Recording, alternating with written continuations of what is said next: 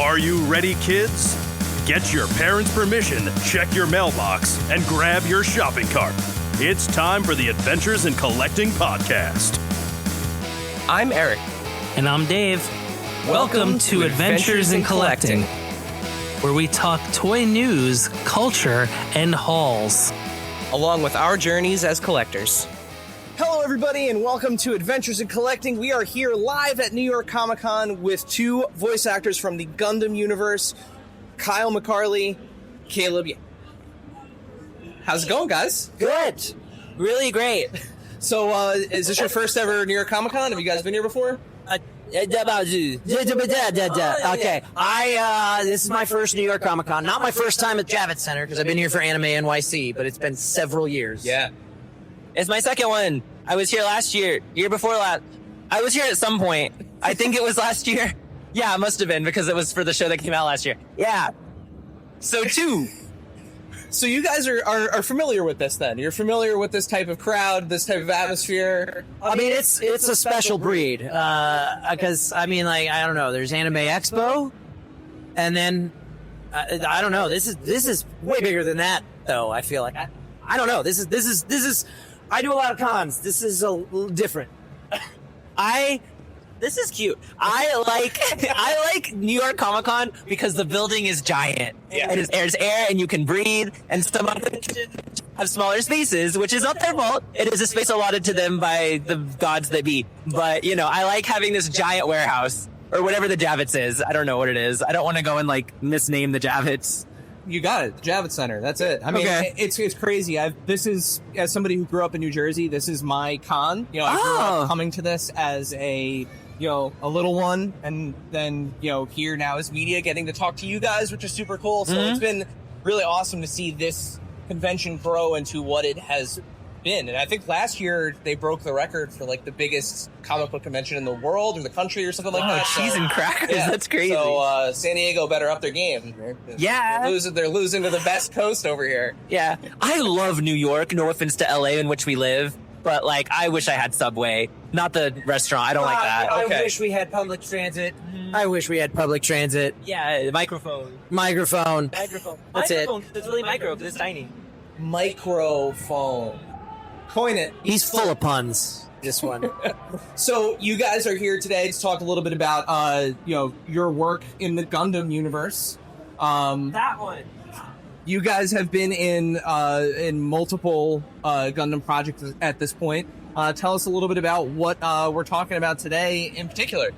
Well, I'm here mostly to talk about Iron-Blooded Orphans, because it came out 10 years ago. So the 10-year anniversary of... I gotta do the wave that's not really a full wave. No, he's just kind of holding his hand up lazily. Expressive. Iron-Blooded Orphans came out 10 years ago. It was a dream to work on. I grew up as a Gundam Wing fan, and so to be able to be a Gundam pilot was just incredible. And more recently, I got to play Char in G-Crux, which, talk about a legacy, talk about big shoes to fill. So really, really cool to be part of this franchise that is older than me. And Caleb, how about you? Giant robots are so bad, but I don't know what words I can say. But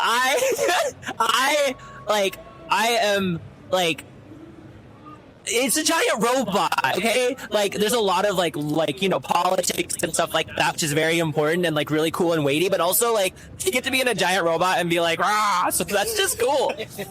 And now you were in Hathaway, correct? Yes, I voiced him in Hathaway movie.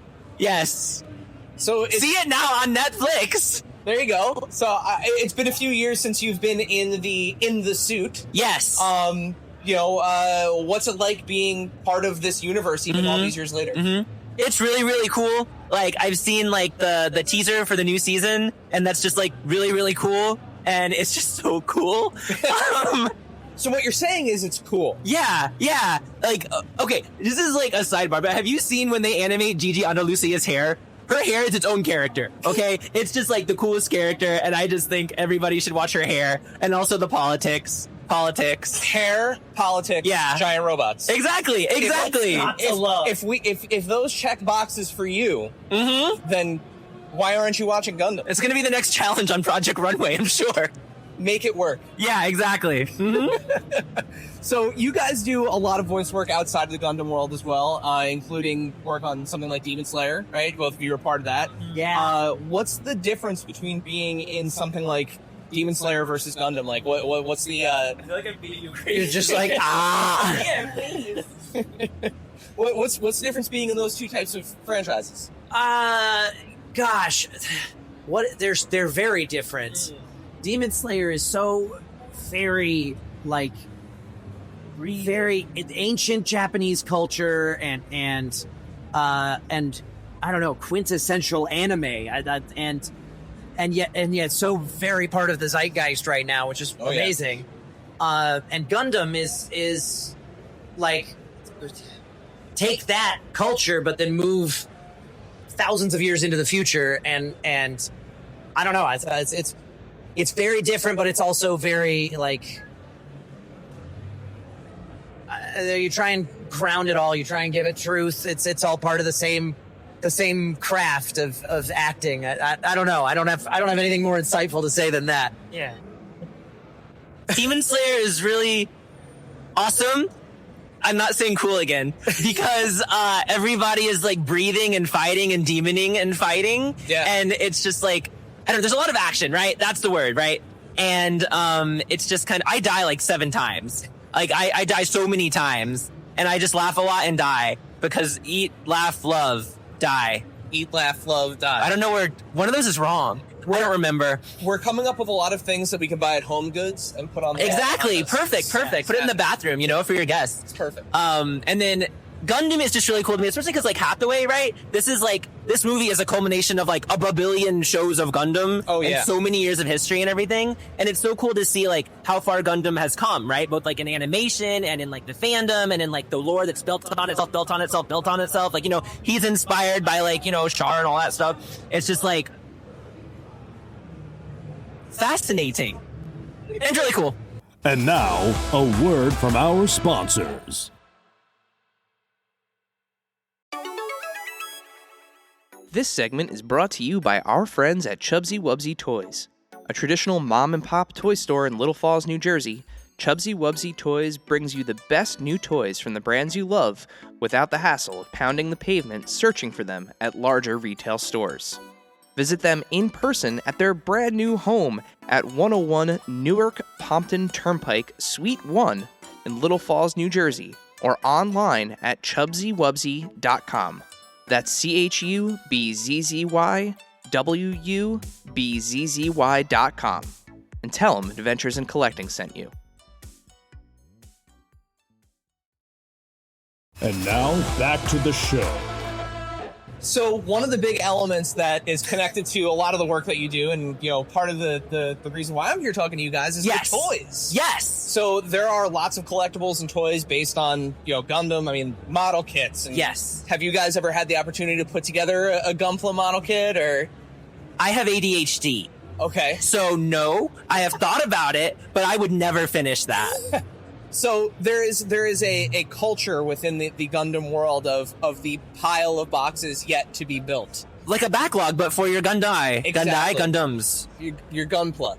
Yes, Gunpla, that's the yeah. word, yes. So you would be more focused on building that backlog. Yes, I can wallpaper my house with it. Truly. Perfect. And Kyle, what about you? Yeah, I didn't have any Gunpla before working on Iron Blooded Orphans.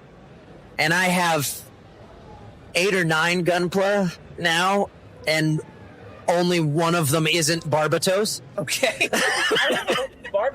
Oh, there's so many Barbatai. Ow. So many Barbatai. different Barbatai? Oh, yeah. There's like 3 different versions of him throughout the series. Okay. And then there are like so many different variants that they came out with for the Gunpla. And he's on a bus. And he's on a bus this weekend. It's in New York. He's on a bus. Okay, we gotta look out for that. I have a tiny Little one. Barbatos. Oh, yeah, there's the chibi version. from yeah. One of the Gachapon machines. Yeah.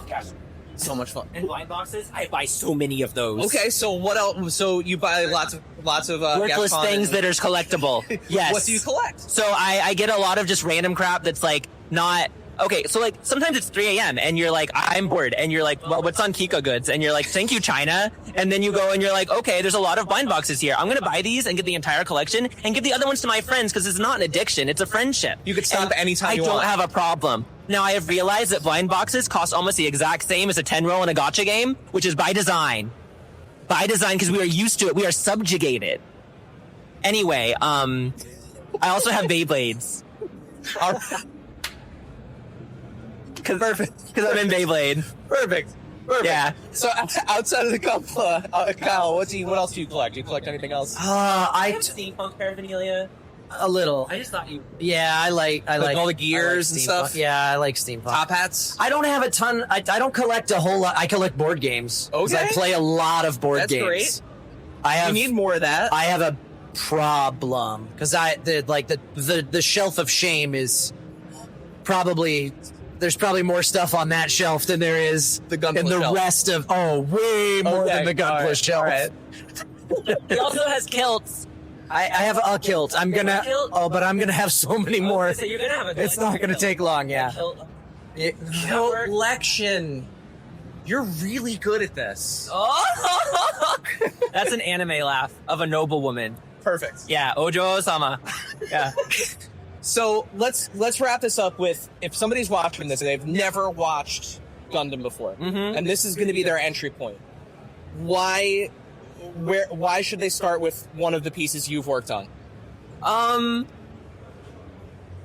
Hathaway is really cool because it's a movie and the animation's really cool, but also you should probably also watch the other 4 shows, but not really because you could do either way, marketing.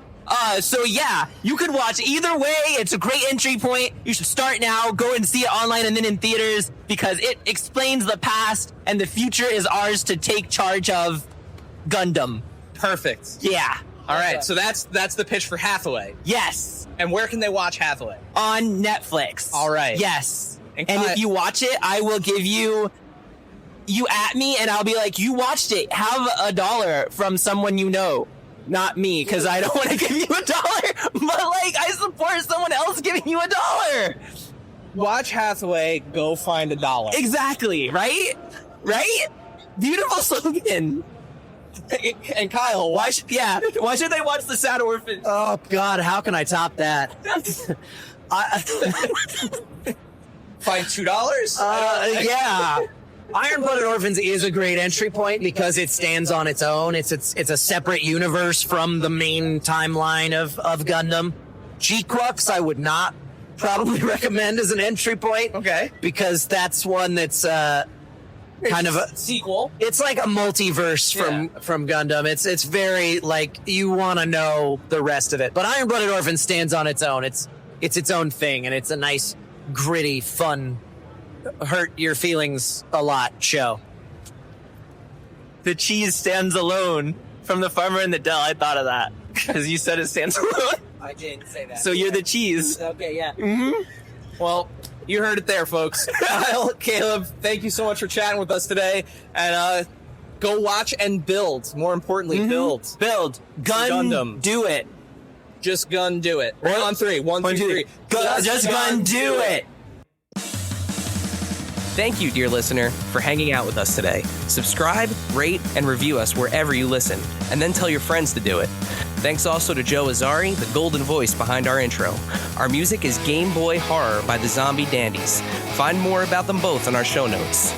Follow us on social media at AIC_podcast on Instagram and Twitter. Stop by and say hi, show us your toy hauls, and share your toy stories. Maybe we'll talk about it in a future episode. Don't try this at home. Void where prohibited and some assembly required. Each sold separately, not a flying toy. Consult a physician if your toy run exceeds more than 4 hours. This has been a non-productive media presentation. Executive producer Frank Hablawi. This program and many others like it on the Non-Productive Network is distributed under a Creative Commons Attribution Non-Commercial No Derivatives license. Please share it, but ask before trying to change it or sell it. For more information, visit non-productive.com.